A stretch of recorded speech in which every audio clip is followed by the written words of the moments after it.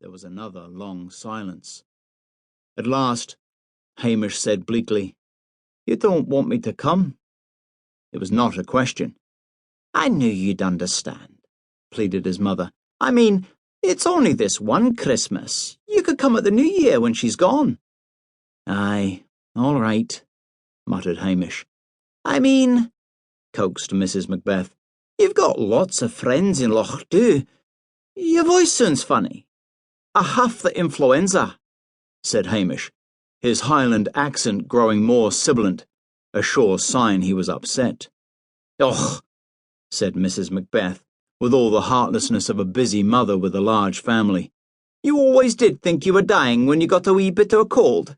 Take some aspirin and go to bed." Another silence. "Was there anything else?"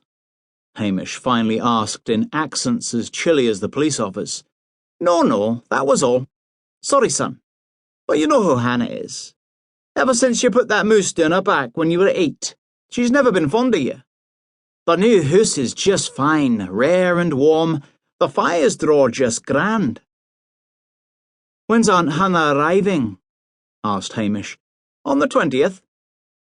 "Provided I am still alive," said Hamish stiffly. "I'll run over with your presents before then." "Aye, that'll be great. See you then." Hamish shuffled back miserably to bed. No one wanted him. He was alone in the world. He was dying and nobody cared. There came a sharp rap at the back door.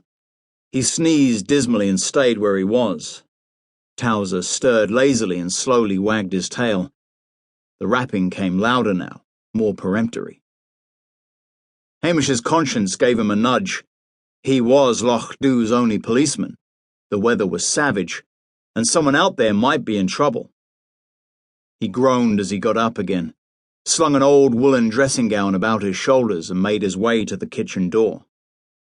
He opened it, and Priscilla Halberton Smythe was borne in on a gust of wind and snow. "Oh, it's yourself, Priscilla," said Hamish. Priscilla, once the love of his life, until Hamish had grown heartily sick of the weight of the torch he was carrying for her, slammed the door on the storm and looked at Hamish. "I know crime's thin on the ground here at the best of times," she said briskly, "but it's 2 in the afternoon, and you've obviously just got out of bed." "I am a sick man," said Hamish furiously, "but a fat lot you care. You never even thought to phone." "How on earth was I supposed to know you were sick?" asked Priscilla. She looked slowly around the kitchen, at the cold stove, at the dirty pots and dishes piled up in the sink. "This place is enough to make anyone ill. For heaven's sake, get back to bed and leave me to clear up this mess." "Couldn't you just make us a cup of tea and come and sit by the bed and talk to me?" moaned Hamish. "Nonsense. You'll feel miles better when this place is spick and span." Priscilla radiated nervous energy.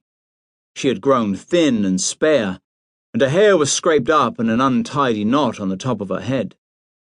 Hamish thought that since her family home, Tummel Castle, had been turned into an hotel, she had not once relaxed.